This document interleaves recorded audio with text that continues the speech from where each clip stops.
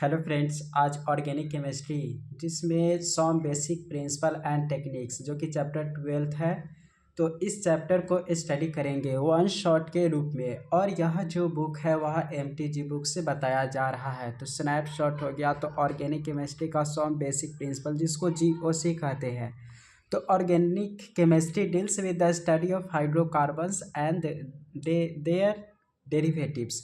तो organic chemistry में जो हम लोग स्टडी करते हैं हाइड्रोकार्बन्स के और उसके जो डेरिवेटिव्स है उसको स्टडी करते हैं। Catenation and isomerism are responsible for large number of carbon compounds. Carbon compounds बहुत ज़्यादा है। इसका कारण यह है कि उसमें कैटिनेशन पावर मतलब किसी से भी लिंक होने की पावर उसमें बहुत ज़्यादा होता है और आइसोमेरिज्म उसमें ज़्यादा होता है।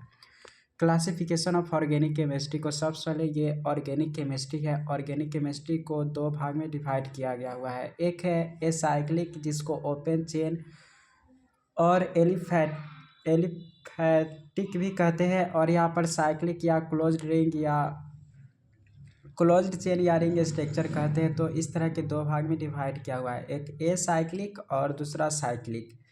जो एसाइक्लिक होता है वो ओपन चेन होता है जिसको एलिफैटिक भी कहते हैं, और क्लोज्ड रिंग जिसको क्लोज्ड चेन जिसको रिंग भी कहते हैं। तो जो एसाइक्लिक और ओपन चेन या एलिफैटिक है उसको दो भाग में डिवाइड किया गया हुआ है, एक सेचुरेटेड हाइड्रोकार्बन में, एक अनसेचुरेटेड हाइड्रोकार्बन में।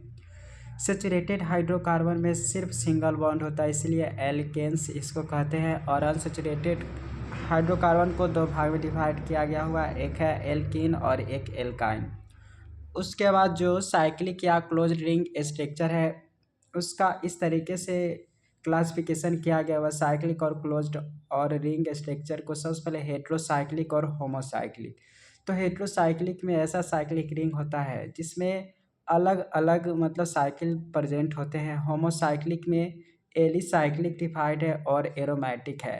एलिसाइक्लिक जो हाइड्रोकार्बन होते हैं वह सेचुरेटेड होते हैं, अनसेचुरेटेड होते हैं, और एरोमेटिक में बेंजीन रिंग प्रेजेंट होता है तो बेंजोनॉइड कहते हैं, और नॉन बेंजोनॉइड में डिवाइड किया गया हुआ है। उसके बाद है सेचुरेटेड हाइड्रोकार्बन को साइक्लोएल्केन्स कहते हैं, अनसेचुरेटेड को साइक्लोएल्कीन और साइक्लोएल्काइंस कहते हैं।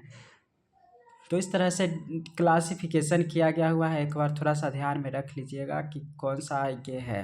अब होमोलोगस सीरीज इस फैमिली स्ट्रक्चरल जो homologous series is family of structurally similar organic compounds all members of which contain. इसमें ऑल मेंबर्स में कंटेन होता है तो वही लिखा हुआ कि homologous series is family of structurally similar organic compounds होते हैं all members of which contain the same functional group. सभी में सेम फंक्शनल ग्रुप प्रेजेंट होता है and whose consecutive members differ by CH2 unit. वहाँ पे सिर्फ डिफर होता है तो CH2 यूनिट से।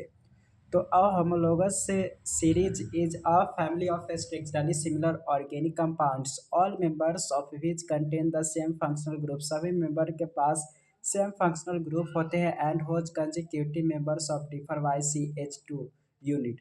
तो इसका ये डिफर होते हैं सिर्फ। The complete IUPAC name of an organic compound consist of 5 parts. तो 5 पार्ट्स में ये IUPAC होता है। सबसे पहले सेकेंडरी प्रीफिक्स, तब प्राइमरी प्रीफिक्स, तब वर्ड रूट, तब प्राइमरी सफिक्स, तब सेकेंडरी सफिक्स। तो इस तरह से IUPAC नेम के 5 पार्ट्स होते हैं।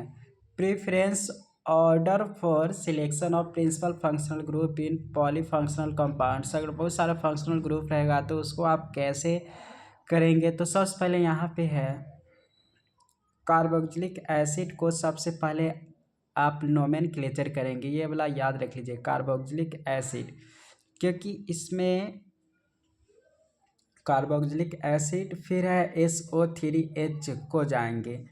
SO3H के बाद अगर ये रहेगा तो इसका नोमेनक्लेचर करेंगे COOR।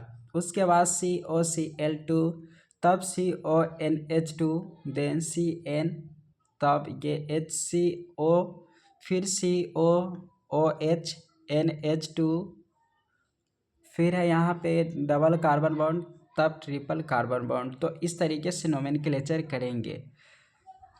तो सबसे पहले COOH, तब SO3H, तब COOR, तब COCl, तब CONH2, तब CN, तब HCO, फिर COOH, NH2, फिर डबल C, तब C के साथ ट्रिपल बॉन्ड C।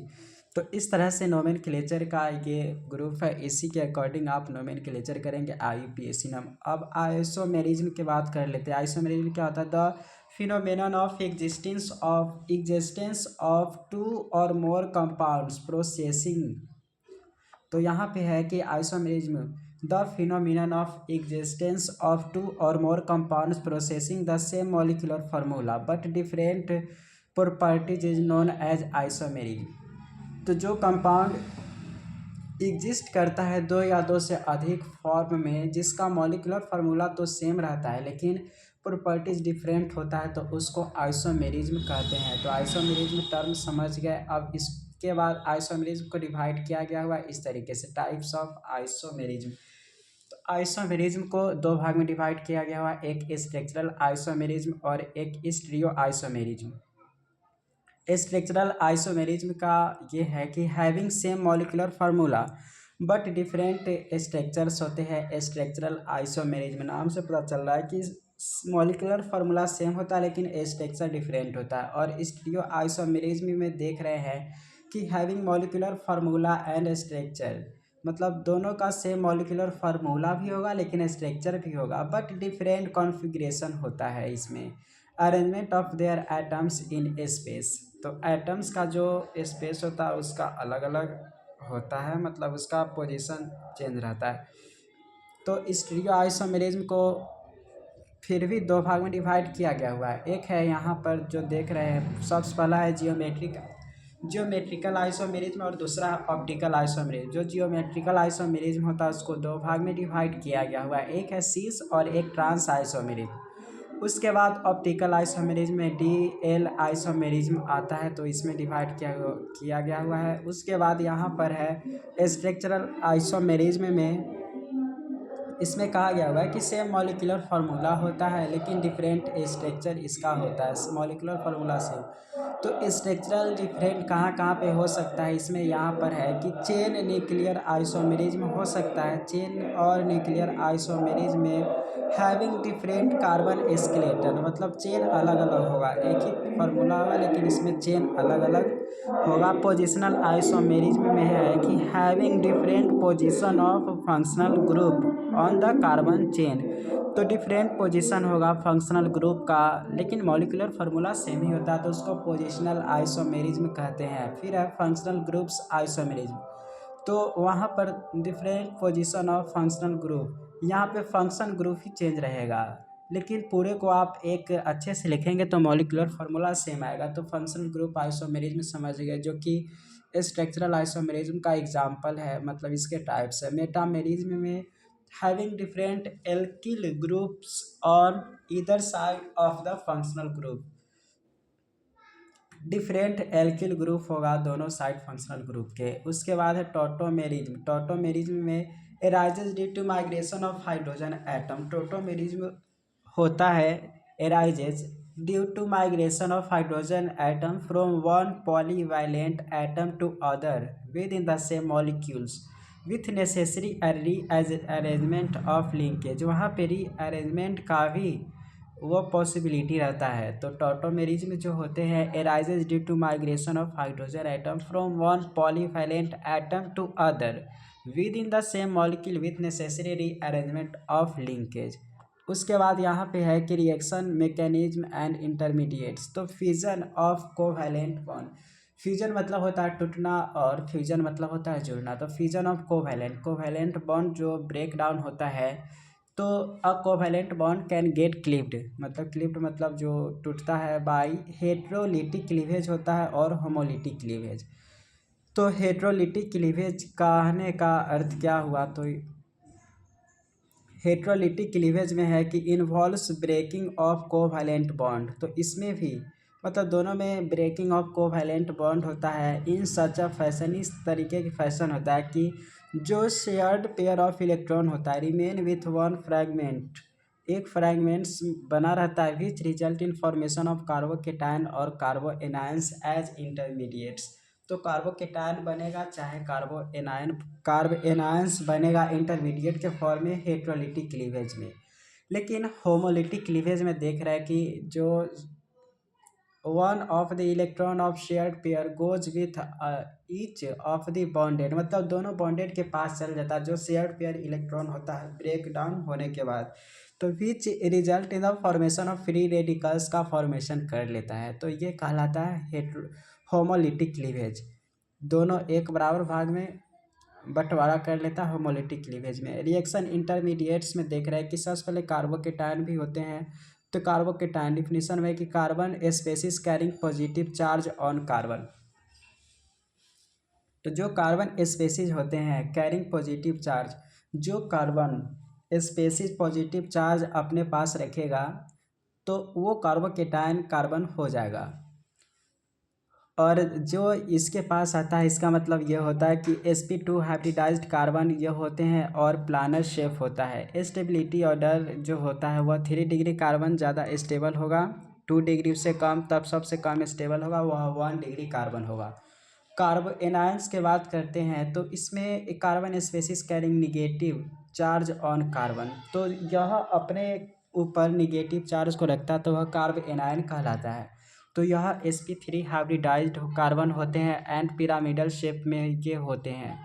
तो जो sp3 वाला रहेगा वह 1 डिग्री ज़्यादा स्टेबल होगा, देन से 2 डिग्री तब 3 डिग्री वाला स्टेबल होगा। तो सबसे ज़्यादा स्टेबल कार्बोएनायन होता है वह 1 डिग्री स्टेबल होता है, और कार्बोकेटायन अगर 1 डिग्री है तो वह सबसे कम स्टेबल होता है। फ्री रेडिकल के बात कर लेते हैं तो atom or group of atom having odd or unpaired electron होता है तो वह फ्री रेडिकल होता है। तो atom or group of atoms having odd or unpaired electron. Hybridisation of carbon and shape, तो hybridisation of carbon and shape में है कि sp2 hybridised carbon and planar shape ये होते हैं जो 3 डिग्री ज़्यादा स्टेबल होते हैं। sp2 hybridised carbon and planar shape में ये भी होता है, तो ये भी कार्बोकेटायन की तरह हो जाता है। ये 3 डिग्री सबसे ज़्यादा स्टेबल होगा, देन 2 डिग्री तब 1 डिग्री। अब अटैकिंग रीएजेंट, अटैकिंग रीएजेंट के देख लेते हैं। तो nucleus seeking reagent which brings an electron pair is called nucleophile। तो अटैकिंग reagent में देख रहे हैं कि न्यूक्लियस जो होते हैं वह कहाँ पे, nucleus seeking reagent which brings an electron pair is nucleophile। Nucleophile हमेशा वह न्यूक्लियस को अटैक करेगा, और electron seeking reagent takes away electron pair is called electrophile कहते हैं। तो इलेक्ट्रोफाइल जो इलेक्ट्रॉन की तरफ जाएगा, निगेटिव चार्ज की तरफ जो जाता है उसको इलेक्ट्रोफाइल कहते हैं, और पॉजिटिव चार्ज की तरफ जो आता है मतलब रिएजेंट उसको न्यूक्लियोफाइल कहते हैं। तो अटैकिंग रिएजेंट ये होता है। अब electron displacement effect in covalent bond, तो electron displacement effects in covalent में होता है एक इंडक्टिव इफेक्ट फिर इलेक्ट्रोमेरिक इफेक्ट। अब इंडक्टिव इफेक्ट में देख लेते हैं कि इंडक्टिव इफेक्ट कैसे अकर्स होते हैं, आई इफेक्ट जिसको कहते हैं। तो displacement of sigma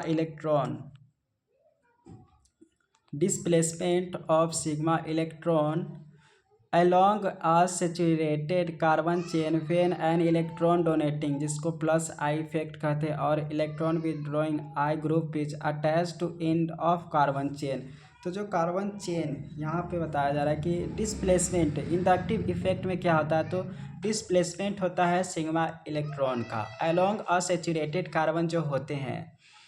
inductive effect इसमें यह होता है कि displacement of sigma electron along a saturated carbon chain when an electron donate, जब कोई इलेक्ट्रॉन डोनेट करता है तो उसमें आई प्लस आई इफेक्ट लगता है, और जब इलेक्ट्रॉन लेता है तो उसमें माइनस आई इफेक्ट लगता है।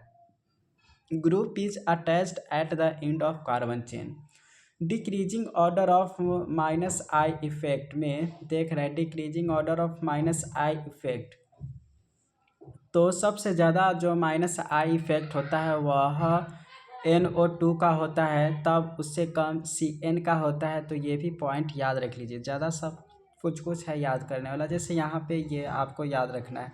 तो सबसे ज़्यादा जो लगता है यहाँ पे ये इसका लगता है NO2 का माइनस आई इफेक्ट लगता है, तब CO मतलब CN का लगता है, तब COOH का, then fluorine, chlorine, bromine, iodine, तब हाइड्रोजन। तो इस तरीके से decreasing order of minus I effect है। अब decreasing order of plus I effect, तो decreasing order of plus I effect में देख रहे हैं CH3 मतलब ज़्यादा, ये CH3 वाला ग्रुप है तो यहाँ पे ज़्यादा ये लगता है, तो इसमें ज़्यादा प्लस आई इफेक्ट लगता है CH3 क्या हॉल 3 और कार्बन, फिर CH3 2 ये दो है तो इसमें लगता है, तब CH3CH, तो प्लस आई इफेक्ट यहाँ पर इस तरीके से घटता है, तब CH3, तब यहाँ पे D का, तब लास्ट में हाइड्रोजन का प्लस आई इफेक्ट भी होता है और माइनस आई इफेक्ट भी होता है। दोनों में हाइड्रोजन का बहुत कम ही ये होता है, इफेक्ट होता है। अब इलेक्ट्रोमेरिक इफेक्ट में देखते हैं इलेक्ट्रोमेरिक इफेक्ट। तो electromeric effect it involves complete transfer of pi electrons. इसमें इलेक्ट्रोमेरिक इफेक्ट में होता है कि इसमें पूरा कंप्लीट ही पाई इलेक्ट्रॉन्स का ट्रांसफ़र होता है of the bonded atom in the presence of attacking reagent होता है, तो इसमें पाई इलेक्ट्रॉन्स का ही पूरा ये ट्रांसफ़र होता है। अब प्लस इलेक्ट्रोमेरिक इफेक्ट कहाँ पर लगता है, तो प्लस इलेक्ट्रोमेरिक इफेक्ट वहाँ लगता है when electron transfer takes place toward the atom. तो यहाँ पे है कि plus effect when electron transfer takes place toward the atom, atom की तरफ ये ट्रांसफ़र होते हैं इलेक्ट्रॉन एटम की तरफ, when attacking reagent gets attached. अब माइनस इलेक्ट्रोमेरिक इफेक्ट कहाँ लगता है, when electron transfer takes place away from the atom. अगर एटम से दूरी पर पाई इलेक्ट्रॉन अगर ट्रांसफ़र होता है एटम से दूरी पर, तो वहाँ पे माइनस ई इफेक्ट लगेगा, और टुवार्ड्स पाई इलेक्ट्रॉन की तरफ अगर इलेक्ट्रॉन ट्रांसफ़र होगा तो उसमें प्लस ई इफेक्ट लगेगा। तो यही थोड़ा थोड़ा सा बात ध्यान में रखना है।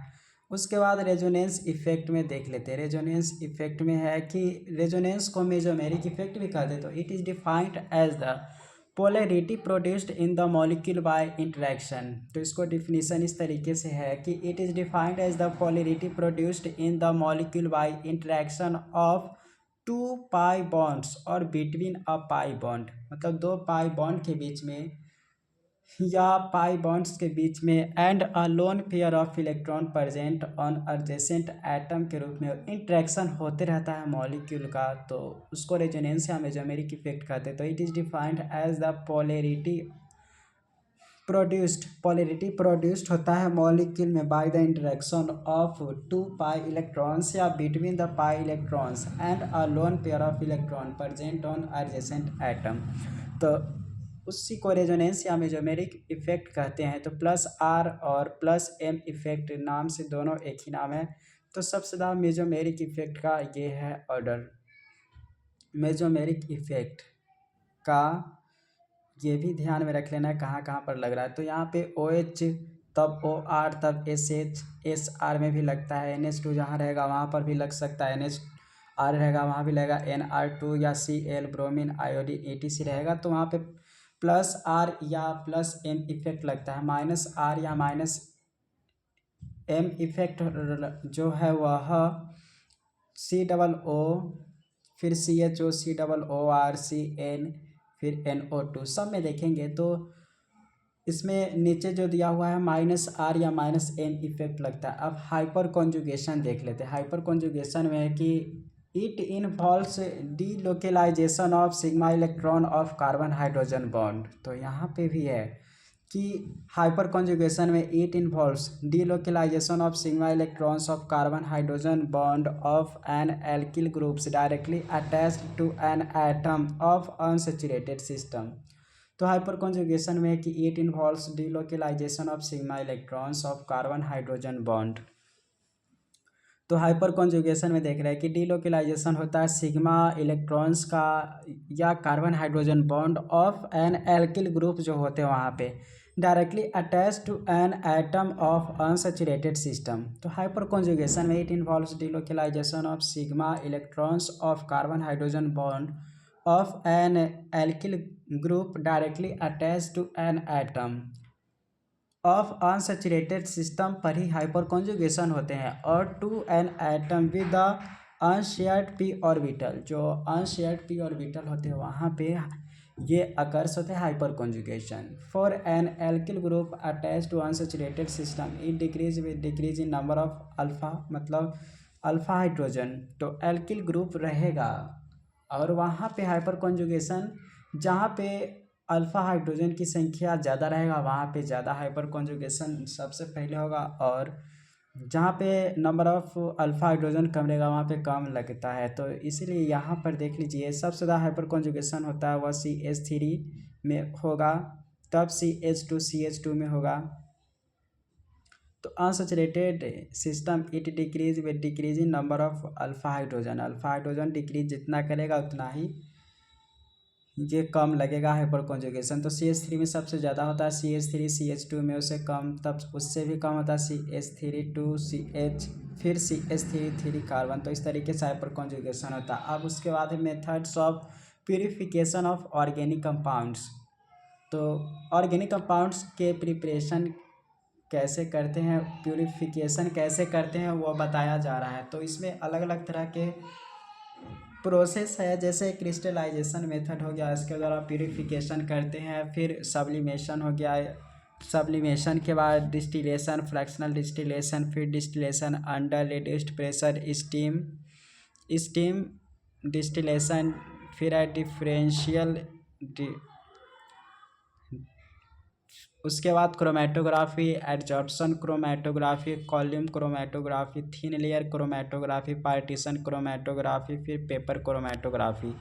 तो इस तरह कितना सारा है जिसमें प्यूरिफिकेशन करने का ये सब तरीका बताया हुआ है। तो क्रिस्टलाइजेशन में, क्रिस्टलाइजेशन नाम से पता चल रहा है क्रिस्टल्स के फॉर्म में कोई भी सब्सटेंस रहेगा उसको क्रिस्टल्स के फॉर्म में लाने के लिए जो एनर्जी लगाते हैं उसी को क्रिस्टलाइजेशन कहते हैं। तो इसमें प्रिंसिपल ये है कि differential solubilities of given organic compounds and its impurities in the same solvent में ही डिफरेंशियल, इसका प्रिंसिपल यह है कि differential solubilities of a given organic compounds, अलग अलग सॉल्युबिलिटी रहेगा गिवन कंपाउंड्स का, तो उसके इम्प्योरिटीज को अलग करते हैं क्रिस्टलाइजेशन में। तो एप्लीकेशन इसका कहाँ कहाँ पे है क्रिस्टलाइजेशन का, कि crystallization of sugars containing, crystallization of sugar containing an impurity of common salt. It is achieved by shaking the impure solid with hot ethanol at 348 Kelvin. Sugar dissolve whereas common salt remain insoluble. तो sugar तो आराम से घुल जाता है और वहाँ पे कॉमन साल्ट है वह इनसॉल्युबल ही रह जाता है। तो इसका क्रिस्टलाइजेशन का एप्लीकेशन यहाँ पे करते हैं, क्रिस्टलाइजेशन ऑफ शुगर करने में हेल्प करते हैं। तो क्रिस्टलाइजेशन ऑफ शुगर वहाँ पे जो होते हैं शुगर में containing N impurity of common salt is achieved by shaking, उसको अच्छे से मिलाया जाता है impure solid with hot ethanol के साथ एट 348 केल्विन में। तो उसमें शुगर जो होते हैं वह डिजॉल्व हो जाता है और कॉमन साल्ट वह इनसॉल्युबल फॉर्म में ही रहता है। अब सब्लिमेशन क्लास 9th में पढ़े होंगे जिसको ऊर्ध्वपातन कहते हैं। मतलब कोई ये इसमें ये होता है कि कोई सॉलिड होता है, सॉलिड बिना लिक्विड में कन्वर्ट हुए ही वह गैस में कन्वर्ट होता था, उसको सब्लिमेशन कहते हैं। तो वही बात को यहाँ पे लिखा हुआ है कि some solid substance change from solid to vapour state without to passing through liquid state. तो sublimable compounds get separated from non sublimable impurities.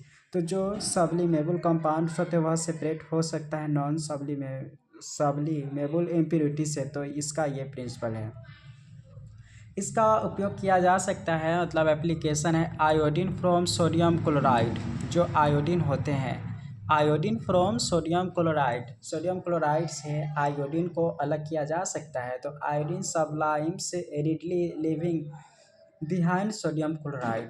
तो यहाँ पे एवनिन sublimes readily living behind sodium chloride. फिर है उसका camphor, naphthalene, anthracene, benzoic acid ETC भी यहाँ प्यूरिफाइड किया जा सकता है अगर किसी चीज़ में मिला हुआ है तो।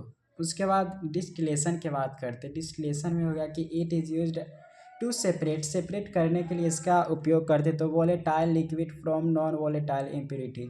जो वोलेटाइल भी मिक्स रहेगा, नॉन वोलेटाइल भी मिक्स रहेगा, तो डिस्टिलेशन प्रोसेस से हम दोनों को अलग कर सकते हैं। तो volatile liquid from non volatile impurities. फिर है liquid having sufficient difference in their boiling points. अगर बॉइलिंग पॉइंट में ज़्यादा डिफरेंस है, दो मिक्स है मतलब कंपाउंड्स और दोनों के बीच में बहुत ज़्यादा अगर डिफरेंस है बॉइलिंग पॉइंट का, तो उसको अलग करते हैं डिस्टिलेशन के द्वारा। तो इसका एग्जांपल है जैसे हेक्सेन।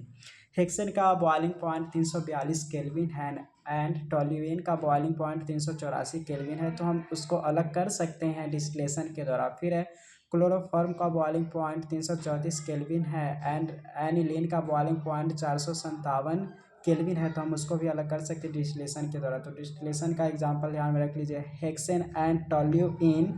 फिर है क्लोरोफॉर्म एंड एनिलीन को हम अलग कर सकते हैं। अब फ्रैक्शनल डिस्टिलेशन में हो गया कि द डिफरेंस, इसका प्रिंसिपल ये है कि the difference in boiling points of two liquid is not much. दोनों के बीच में बहुत ज़्यादा अगर डिफरेंस नहीं रहता बॉइलिंग पॉइंट्स का, तो उसको अलग करते हैं हम फ्रैक्शनल डिस्टिलेशन के द्वारा।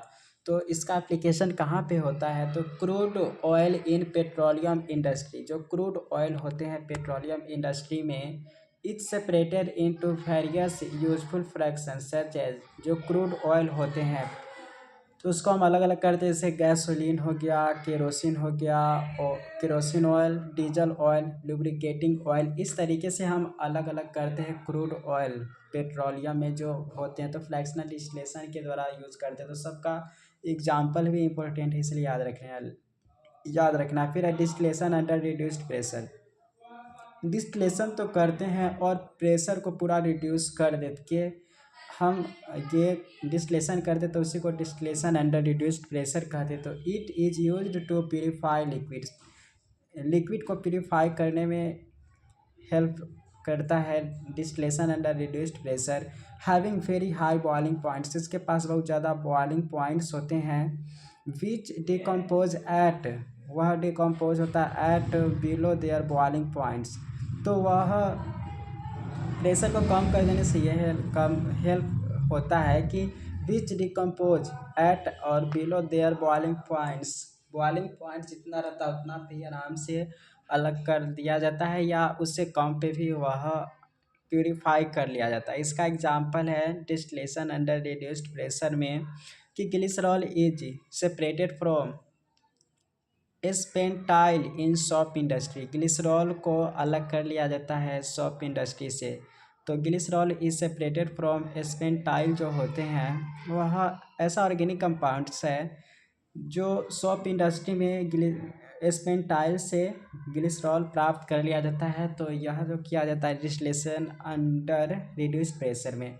अब स्टीम डिस्टिलेशन, मतलब यहाँ पे टेम्परेचर का बहुत ज़्यादा रोल हुआ, तो इसमें क्या है स्टीम डिस्टिलेशन में, this method is use to separate substance which are steam volatile. जो स्टीम वोलेटाइल होता है और इमिसिबल विथ वाटर, वाटर के साथ वह घुल नहीं सकता है। Process of vapour pressure of 10 से 15 मिलीमीटर Hg, और उसके पास जो वेपर प्रेशर होता है 10 से 15 मिलीमीटर Hg होता है। And contain non volatile impurity, जिसके पास नॉन वोलेटाइल इम्प्योरिटीज होते हैं।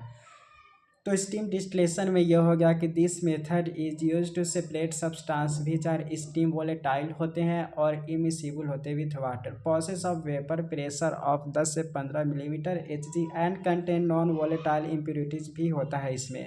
इसका एग्जांपल हो गया, मतलब वोलेटाइल और नॉन वोलेटाइल का मिक्सचर होता है और वहाँ पे स्टीम डिस्टिलेशन के द्वारा अलग अलग करते। तो एग्जांपल हो गया aniline is separated from water mixer. Water mixer के साथ अगर एनिलीन मिला हुआ है तो हम एनिलीन को अलग कर सकते। फिर है इसेंशियल ऑयल्स, नाफ्थाइन ऑयल, फिर orthonitrophenol, bromobenzene, nitrobenzene, etc can be purified, ये सबको अलग कर सकते हैं। तो स्टीम डिस्टिलेशन का भी एग्जाम्पल याद रख लीजिए, एग्जाम्पल ये सब है। Aniline is separated from aniline water mixture, और इसेंशियल ऑयल भी हो गया। फिर तारपीन का तेल जिसको कहते हैं उसको भी अलग कर सकते हैं स्टीम डिस्टिलेशन से। Orthonitrophenol, bromobenzene, nitrobenzene, etc can be purified. उसके बाद है डिफरेंशियल एक्सट्रैक्शन। डिफरेंशियल एक्सट्रैक्शन में हो गया, नाम से पता चला एक्सट्रैक्ट मतलब ही अलग अलग होता है। तो benzoic acid can be extracted from its water solution using benzene. तो बेंजोइक एसिड एक्सट्रैक्ट किया जा सकता है it's water solution using benzene. Water solution के साथ बेंजोइक एसिड मिला हुआ है तो हम बेंजीन के हेल्प से बेंजोइक एसिड अलग कर सकते हैं। तो इसमें क्या होता है प्रिंसिपल, तो बाय शेकिंग, शेकिंग मतलब मिक्स करना, by shaking an aqueous solution of an organic compounds with an organic solvents. तो by shaking an aqueous solution of an organic compounds को हम एक्वस सॉल्यूशन के साथ मिलाते हैं with an organic solvent in which the organic compound is more soluble. और वहाँ पे ऑर्गेनिक कंपाउंड भी रख देते हैं जहाँ पे एक्वस सॉल्यूशन होते हैं, मतलब सिंपल ऑर्गेनिक कंपाउंड भी रखते हैं, वाटर भी रहता है, और वहाँ पे जो मेन कंपाउंड होते हैं वो तीनों एक ही में रखते हैं। और उस कंपाउंड को रखते हैं जहाँ पे वाटर से ज़्यादा सॉल्युबल होते हैं ऑर्गेनिक कंपाउंड्स, उस ऑर्गेनिक कंपाउंड्स का यूज करते हैं। तो the organic solvent and the aqueous solution should be immiscible, ताकि वो दोनों आराम से नहीं मिल सके, मतलब should be immiscible with each other so that they can form two or distinct layer। इस तरीके से वह दो लेयर बना लेता है, और तब which can be separated by using separating funnel के द्वारा हम अलग कर सकते हैं। तो benzoic acid can be extracted from its water solution using benzene के हेल्प से हम बेंजोइक एसिड को अलग कर सकते हैं। उसके बाद आता है क्रोमेटोग्राफी। क्रोमेटोग्राफी में अलग अलग तरह की क्रोमेटोग्राफी होता है। सबसे क्रोमेटोग्राफी नाम से पता चल रहा है कि कलर के बेसिस पे हम अलग करते हैं सब्सटेंस को, तो वो क्रोमेटोग्राफी कहलाता है। तो डिफरेंशियल इसका प्रिंसिपल क्या है, तो प्रिंसिपल में है कि differential movement of individual component of a mixture through a stationary phase under the influence of mobile phase। differential movement of individual component of a mixture through a stationary phase under the influence of a mobile phase। तो differential movement होता है individual component का, दोनों component का अलग अलग movement होता है मिक्सर थ्रू स्टेशनरी फेज के द्वारा। और यह जो होते हैं एक मोबाइल फेज होता है और एक स्टेशनरी फेज होता है। तो मोबाइल फेज मतलब चलने वाला फेज, जो डिफरेंट फेज होते हैं वो दोनों अलग अलग होते हैं उसके द्वारा। उसके बाद है कि एडजॉर्प्शन, क्रोमेटोग्राफी में एडजॉर्ब हो जाते हैं कलर। तो differential adsorption of a various component of a mixture. तो differential adsorption of various component of a mixture on a suitable adsorbent के यूज करके हम एडजॉर्ब करा देते हैं, जो प्रोडक्ट नहीं चाहिए या जो चाहिए उसी के हिसाब से हम ये कर लेते हैं। तो एडजॉर्प्शन यूज इसमें क्या करते हैं, एडजॉर्ब्ड कंपाउंड में एडजॉर्बेंट में हम यूज करते हैं सिलिका जेल और एल्यूमिना का। तो इसका एप्लीकेशन कहाँ पे है क्रोमेटोग्राफी का, तो widely used for separation, purification, identification and characterization of the component of a mixture whether coloured और कलरलेस। कोई कलर है सब्सटेंस या कलरलेस है, इस तरह के कंपाउंड को हम अलग कर सकते क्रोमेटोग्राफी के द्वारा। उसके बाद है कॉलम क्रोमेटोग्राफी, मतलब कॉलम के बेसिस पे भी इस तरीके से हो जाता है, और कहीं पे इस मतलब अलग अलग कलर हो जाते हैं, कहीं पे इस तरह के कलर जमा हो गया और कहीं पे इस तरह के कलर जमा हो जाता है, फिर कहीं पे इस तरह कलर जमा हो गया। तो इसी के बेसिस पे हम अलग अलग करते हैं। तो इस तरह से कॉलम क्रोमेटोग्राफी होता है। तो the mixer is passed through जो एडजॉर्बेंट होता है पैक्ड इन ग्लास ट्यूब। तो ग्लास ट्यूब में जो एडजॉर्बेंट होते हैं वह पैक्ड हो जाते हैं। तो mixture of naphthalene and benzophenone naphthalene and benzophenone को हम कॉलम क्रोमेटोग्राफी से अलग कर सकते हैं। थिन लेयर क्रोमेटोग्राफी में हो गया कि the mixer is passed over adsorbent on a thin glass plate. तो थिन लेयर क्रोमेटोग्राफी में जो हो गया the mixer is passed over adsorbent on thin gas मतलब थिन ग्लास प्लेट। तो थिन लेयर क्रोमेटोग्राफी में ये देखने को मिलता है। इसका एप्लीकेशन कहाँ पर है, तो इसका एप्लीकेशन करते हैं amino acid can be detected by spraying the plate with ninhydrin solution के amino acid can be detected. Amino acid को डिटेक्ट किया जा सकता है जब निनहाइड्रीन सॉल्यूशन को स्प्रे करते हैं, तो by spraying the plate with ninhydrin solution. तो इसे अमीनो एसिड डिटेक्ट किया जा सकता है थिन लेयर क्रोमेटोग्राफी से। उसके बाद यहाँ पे है पार्टीशन क्रोमेटोग्राफी। पार्टीशन मतलब बंटवारा के हिसाब से।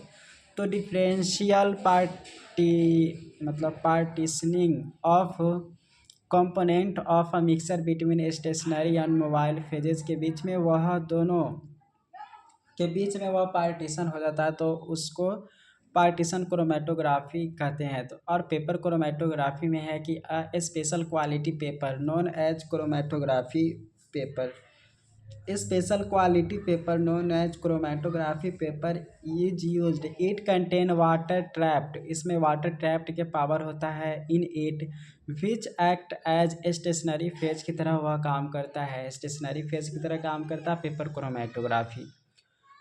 तो इसमें ये देख रहे हैं कि special quality paper known as chromatography paper is used. It contain water trapped in it which act as stationary phase की तरह काम करता है। तो पार्टीशन क्रोमेटोग्राफी और पेपर क्रोमेटोग्राफी का एप्लीकेशन करते हैं for separation of sugar and amino acids को अलग करने के लिए हम ये दोनों का उपयोग करते हैं, पार्टीशन क्रोमेटोग्राफी एंड क्रोमेटोग्राफी का। उसके बाद है टाइप्स ऑफ क्रोमेटोग्राफी मोबाइल या स्टेशनरी फेज। जैसे कॉलम क्रोमेटोग्राफी में यूज करते हैं लिक्विड और सॉलिड का यूज करते हैं कॉलम क्रोमेटोग्राफी में। थिन लेयर क्रोमेटोग्राफी में भी यूज करते हैं लिक्विड और सॉलिड का यूज करते हैं, लिक्विड सॉलिड दोनों का।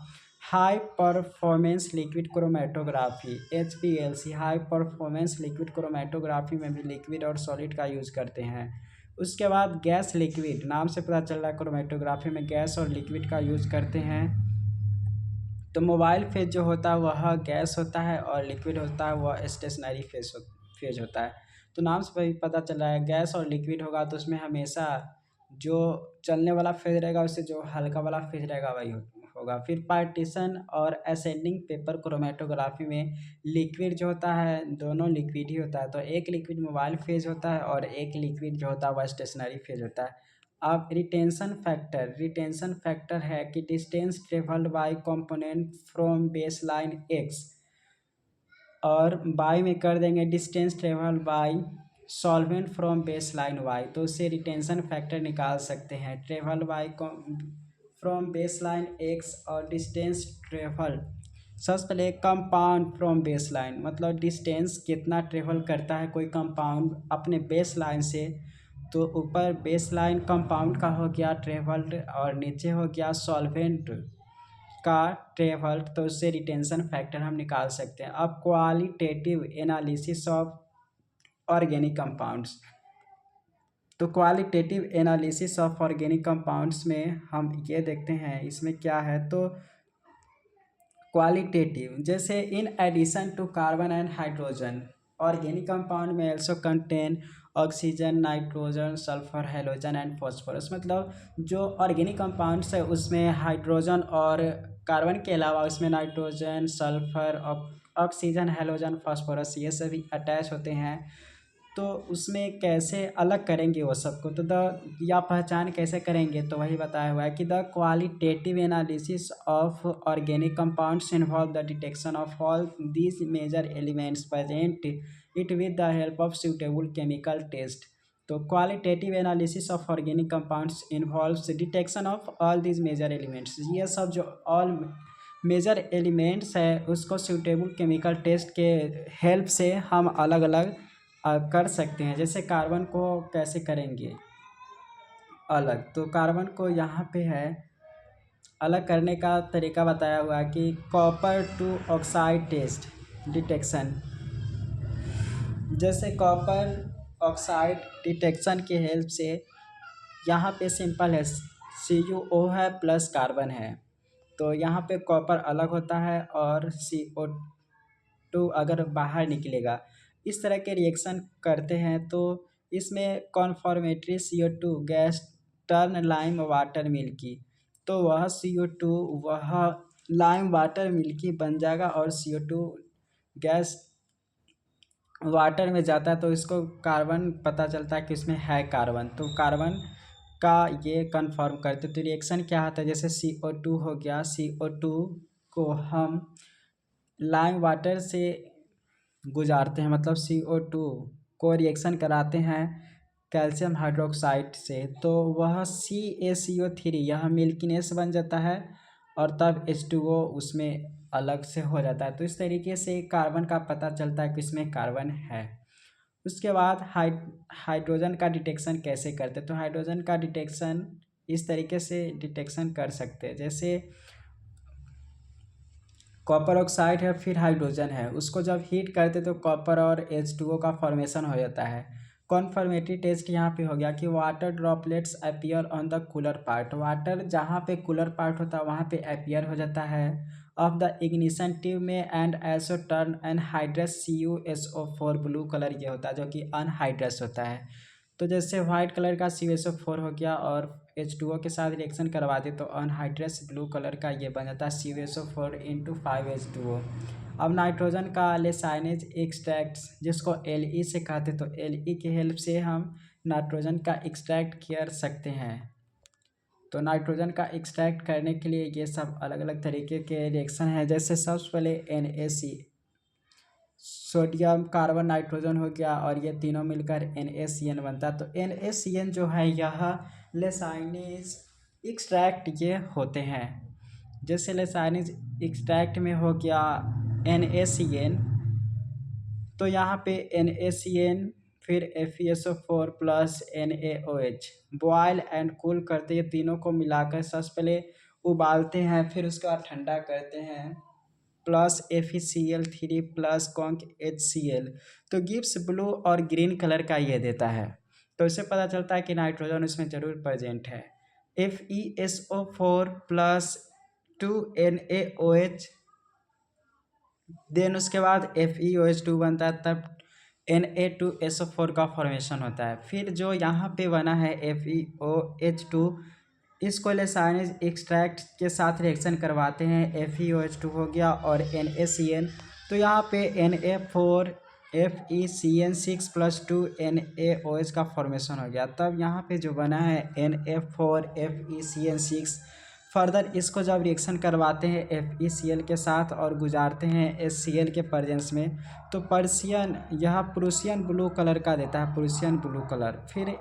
फिर से Prussian blue colour plus 4 FeCl3, तो यहाँ पे ये बनता है। तो यहाँ पे पता चलता है कि नाइट्रोजन प्रेजेंट है, जो CN6 ये कलर बनता है, तो उससे पता चलता है। बहुत लंबा है और उसको बहुत याद भी करना पड़ेगा। अब सल्फ़र का एक्सट्रैक्ट करते हैं, इसमें भी वही रिएक्शन है। तो सल्फ़र का सबसे पहले इस फॉर्म में हम लाते हैं, सोडियम हो गया साथ में सल्फ़र रिएक्शन करता है तो Na2S बनता है, ये भी लेसाइनेज एक्सट्रैक्ट बनता है। तो लेसाइनेज एक्सट्रैक्ट प्लस सोडियम नाइट्रोक्लोराइड हो गया, या डीप वायलेट कलर, यह डीप वायलेट कलर होता है।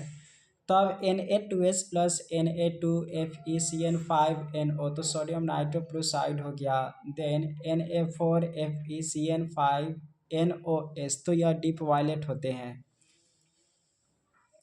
अब लेसाइनेज एक्सट्रैक्ट प्लस CH3COOH, मतलब मिथाइल एल्कोहल के साथ यह CH3COOPV, तो यह गिब्स ब्लैक पिपेट देता है, तो इससे यह पता चलता है सल्फर वहाँ पे प्रेजेंट है। तो जो PBS होता है पिपेट मतलब PPT बनता है वह ब्लैक कलर का होता है, इसका मतलब पता चलता है कि सल्फर प्रेजेंट है।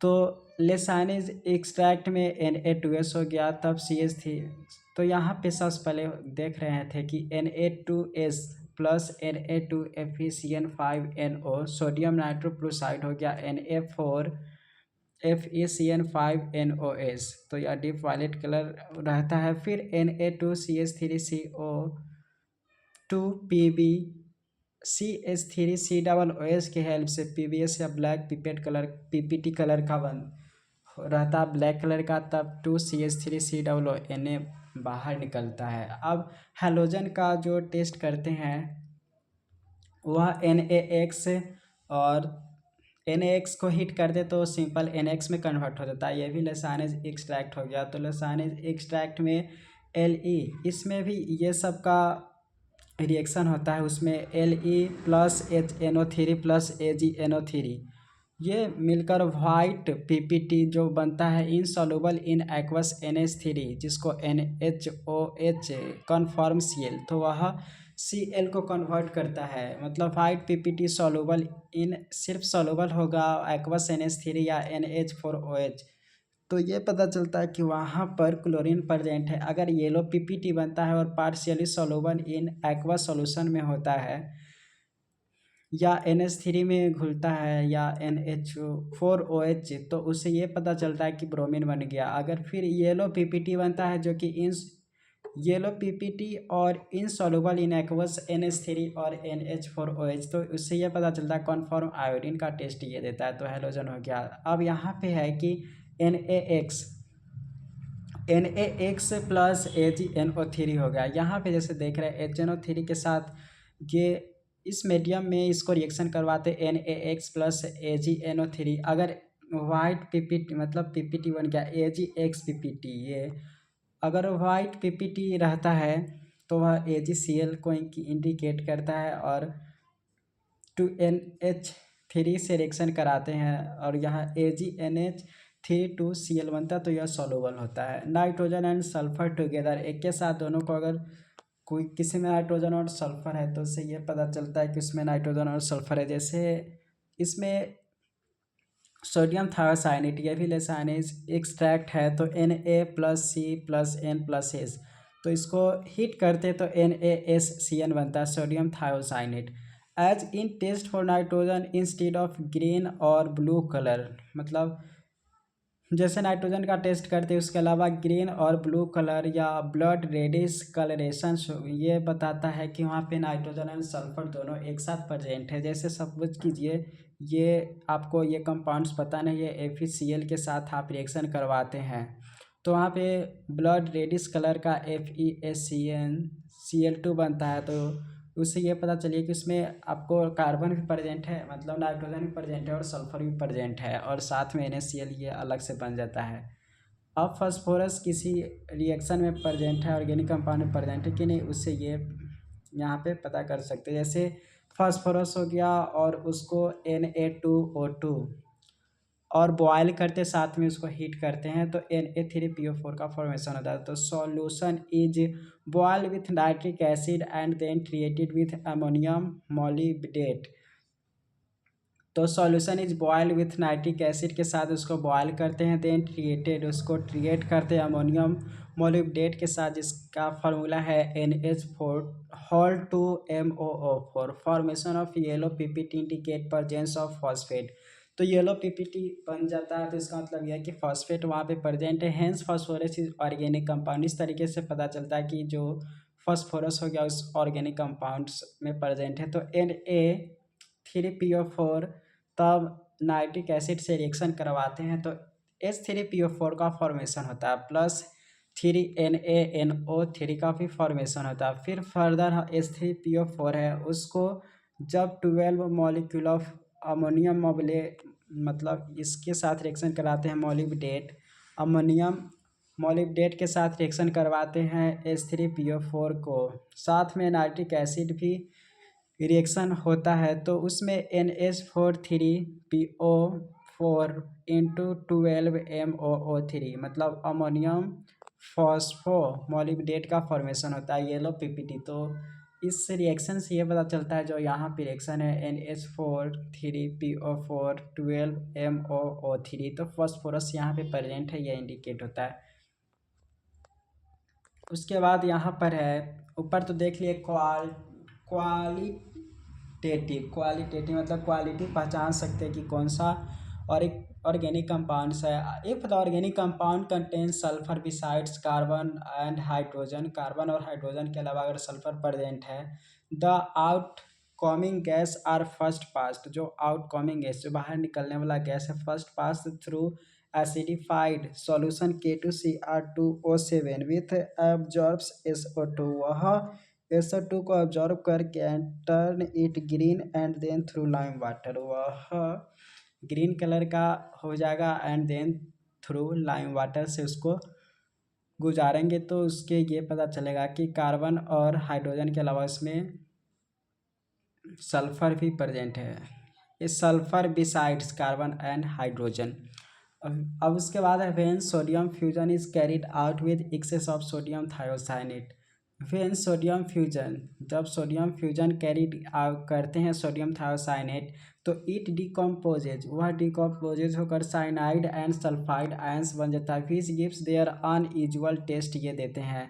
दस we do not get blood red colour, इस तरीके से हम ये ब्लड रेडिश कलर नहीं प्राप्त करते with ferric chloride even through nitrogen and sulphur, अगर एक साथ ही प्रेजेंट है तो हम ये नहीं कह सकते कि वहाँ पे दोनों प्रेजेंट है। When sodium fusion is carried out with access sodium thiocyanate का अगर ज़्यादा यूज करेंगे तो वह इट डिकम्पोजेज, वह अलग अलग हो जाएगा साइनाइड में एंड सल्फाइड में, यूजुअल जनरल टेस्ट भी करेंगे उसमें भी। तो इस तरीके से हम ब्लड रेड कलर प्राप्त नहीं कर सकते हैं नाइट्रोजन और सल्फर प्रेजेंट दोनों एक साथ प्रेजेंट होने के बाद भी, अगर हम ज़्यादा सोडियम मतलब ज़्यादा सोडियम थायोसाइनेट लेने के बाद ये नहीं कर सकते। तो सिंपल ये बात बताया जा रहा है कि हमें लिमिटेड मात्रा में ही सोडियम थायोसाइनेट अगर लेंगे और रिएक्शन करवाएंगे तब ये ब्लड रेडिश कलर का मिलेगा। अब क्वांटिटेटिव, क्वांटिटेटिव मतलब क्वांटिटेटिव कैसे ये कैलकुलेट कर सकते हैं। Quantitative analysis of organic compounds में द परसेंटेज ऑफ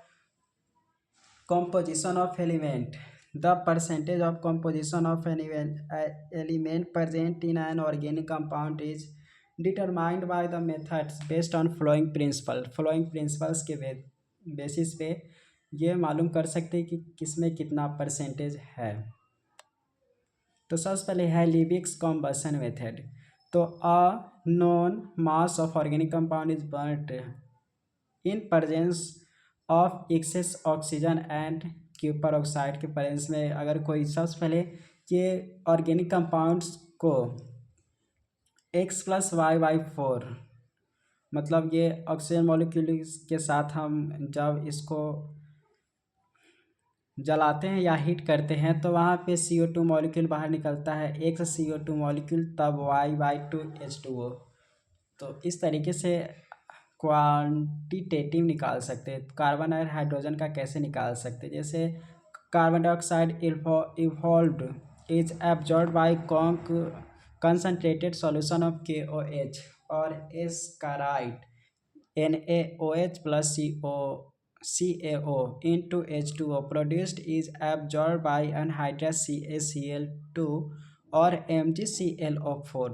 तो इसके द्वारा भी जो प्रोड्यूस्ड होते हैं वो एब्जॉर्ब हो जाते हैं एनहाइड्रस CaCl2 और MgClO4 के साथ। तो increase in mass of these absorbing compounds gives masses of CO2 and H2O produced. तो सिंपल परसेंटेज ऑफ कार्बन कैसे निकाल सकते हैं, जैसे कार्बन हमेशा प्रेजेंट रहेगा वह CO2 के फॉर्म में, तो CO2 का मॉलिक्यूलर फार्मूला होगा वह 44 होता है और कार्बन का 12 होता है। तो इस तरीके से निकाल सकते हैं और इंटू 100 से गुना करेंगे तो उससे पता चल जाएगा आपका परसेंटेज ऑफ कार्बन। तो ये लिखा हुआ परसेंटेज ऑफ कार्बन कैसे निकाल सकते, तो mass of CO2 formed by mass of compound taken into 100। अब परसेंटेज ऑफ हाइड्रोजन, हाइड्रोजन जो प्रेजेंट होगा वह जल के फॉर्म में प्रेजेंट होगा, तो ऊपर हाइड्रोजन का मास नीचे वाटर का, अतः मास ऑफ H2O फॉर्म्ड जितना बनेगा उसका ऊपर और मास ऑफ कंपाउंड टेकन इंटू 100 से गुना करेंगे तो मास ऑफ हाइड्रोजन और मास ऑफ कार्बन कैलकुलेट कर सकते हैं। फिर उसके बाद यहाँ पर जो देख रहे हैं डुमास मेथड, नाइट्रोजन का एस्टिमेशन करते हैं डुमास मेथड के द्वारा। तो डुमास मेथड में है कि nitrogen containing organic compound is heated with, nitrogen containing compound जो होते हैं उसको हीट करते हैं साथ में कॉपर ऑक्साइड इन एटमॉस्फेरिक CO2 के प्रेजेंस में। तो जैसे CXHYNZ, तब 2x plus y by two CuO हो गया। हीट करने के बाद इस तरह से रिएक्शन देता है XCO2 plus y by two H2O plus z by two N2 plus 2x plus y by two CO। इस तरह से रिएक्शन देगा तो nitrogen evolve get collected over conc KOH solution which absorb all other gases. जो other जितने भी सारे gases होते हैं वहाँ पे KOH उसको एब्जॉर्ब कर लेगा। तो हम परसेंटेज ऑफ नाइट्रोजन कैलकुलेट कर सकते। तो यहाँ पे परसेंटेज ऑफ नाइट्रोजन का इस तरीके से कर सकते जैसे 28 into volume of N2 at STP by mass of component taken into 100 करके परसेंटेज ऑफ नाइट्रोजन कैलकुलेट कर सकते।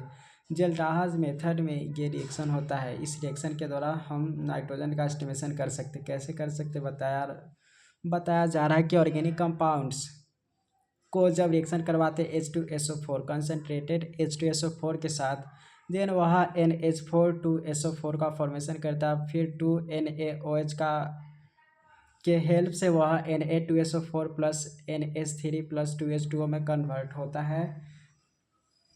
यहाँ पे जो देख रहे हैं ये कैसे बनता है बताया जा रहा है इसको। तो इसमें रिएक्शन ये होता है कि 2NH3 होता है तब H2SO4 तो NH4SO2 का फॉर्मेशन होता है। परसेंटेज ऑफ नाइट्रोजन का ऊपर भी था लेकिन इस तरीके से निकाल सकते हैं 1.4 into molarity of acid into volume of acetic मतलब volume of acid used into basicity of acid by mass of compound taken.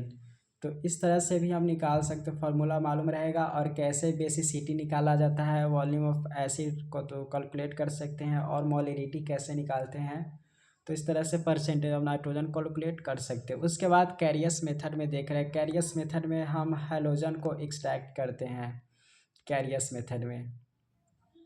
तो कैरियस मेथड यहाँ पर है कि halogen in organic compound is precipitated as silver halides. Silver halides के form में organic compounds में अगर हैलोजन रहेगा तो वह सिल्वर हेलाइड के फॉर्म में वह प्रेसिपिटेट बन जाएगा by boiling with conc HNO3 and adding AgNO3। तो जैसे X यहाँ पे है तब HNO3 के साथ हीट कर दे तब AgNO2 बनता है तब AgX पीपेट के फॉर्म बनता है। तो परसेंटेज ऑफ हैलोजन को निकाल सकते हैं atomic mass of halogen by 108 plus atomic mass of X जो रहेगा नीचे उसको ऐड कर देंगे तब इंटू करेंगे मास ऑफ AgX फॉर्म। जितना मास AgX बनेगा तब मास of compound taken mass of compound का जितना रहेगा पूरे को लेंगे तो और गुना 100 से करेंगे तो परसेंटेज ऑफ हैलोजन निकल जाएगा। कैरियस मेथड से हम सल्फर को भी एक्सट्रैक्ट करते तो सल्फर जो प्रेजेंट होता है यहाँ पे sulphur in organic compound is converted into, अगर सल्फर रहेगा ऑर्गेनिक कंपाउंड में तो कन्वर्ट हो जाएगा H2SO4 by boiling with Na2O2 और कॉन्क मतलब कंसनट्रेटेड HNO3 का यूज कीजिए या Na2O2 का यूज कीजिए। अगर सल्फर प्रेजेंट रहेगा ऑर्गेनिक कंपाउंड में तो वह H2SO4 में वह कन्वर्ट हो जाएगा and precipitate as a BaSO4 के रूप में वह प्रेसिपिटेट बन जाएगा adding excess of BaCl2 solution in water. तो सल्फर जो है यहाँ पे सल्फर HNO3 या BaCl2 के साथ हीट करते तब BaSO4 या वाइट PPT के फॉर्म में बनता है। परसेंटेज ऑफ सल्फर में हो गया 32/233 गुना मास ऑफ BaSO4 फॉर्म्ड। तो 32/233 गुना मास ऑफ BaSO4 फॉर्म्ड फिर है मास ऑफ कंपाउंड टेकन गुना 100 करके भी कैलकुलेट। सब में एक ही तरह के मेथड है। अब इग्निशन मेथड के द्वारा हम फास्फोरस को अलग कर सकते हैं इग्निशन मेथड के द्वारा। तो यहाँ पे है कि जो फास्फोरस होता है जब फास्फोरस को HNO3 के साथ हीट कर दे तो वह H3PO4 में कन्वर्ट हो जाता है। फिर H3PO4 को जब मैग्नीशियम आयन से रिएक्शन करवाते हैं साथ में NH4Cl के साथ रिएक्शन करवाते तो वह MgNH4PO4 का फॉर्मेशन होता है। इसका पूरा नाम है मैग्नीशियम अमोनियम फॉस्फेट जो कि वाइट PPT होता है। Magnesium ammonium phosphate plus HCl का फॉर्मेशन होता है जब H3PO4 plus Mg2 plus NH4 लेते हैं तब। फिर 2MgNH4PO4 को फर्दर हीट कर दे तो Mg2P2O7 का फॉर्मेशन होता है, तब 2NH3 तब H2O का फॉर्मेशन होता है। इसमें मैग्नीशियम पायरोफॉस्फेट का ये फॉर्मेशन होता है। परसेंटेज ऑफ फॉस्फोरस का कैसे कैलकुलेट कर सकते हैं, तो 62/6 मतलब 222 गुना mass of Mg2P2O7 formed by mass of compound taken गुना 100 करके मास ऑफ मतलब परसेंटेज ऑफ फॉस्फोरस कैलकुलेट कर सकते हैं। फिर आयोडीन मेथड। आयोडीन मेथड में हो गया organic compound plus oxygen plus other gaseous product. तो ऑर्गेनिक कंपाउंड्स को जब हीट करते हैं oxygen plus other gaseous product होते 2 कार्बन प्लस, यहाँ पे 2 कार्बन प्लस ऑक्सीजन को जब हीट करते हैं इतना तब 2 CO मॉलिक्यूल बनता है, यहाँ 5 मॉलिक्यूल होता है। देन मतलब बैलेंस करने के लिए 5 से कर दिया गया।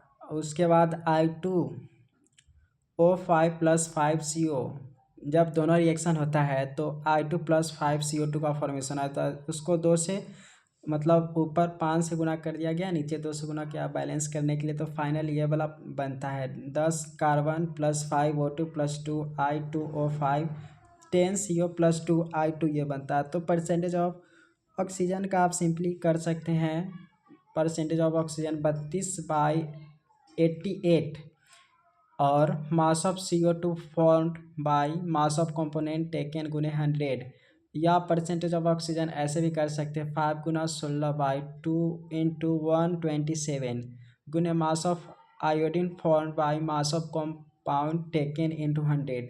तो इस तरह से ये फार्मूला के बेसिस पे आप ऑक्सीजन का कैलकुलेट कर सकते हैं। मेन यहाँ पे फार्मूला गया, इसी फार्मूला के बेसिस आप हर तरह के ऑक्सीजन का कितना परसेंटेज है किसी ऑर्गेनिक कंपाउंड्स में उसको कैलकुलेट कर सकते हैं। तो वन शॉट ऐसे ही पूरा देखने के लिए ज़रूर सब्सक्राइब करें। तो thank you so much for watching.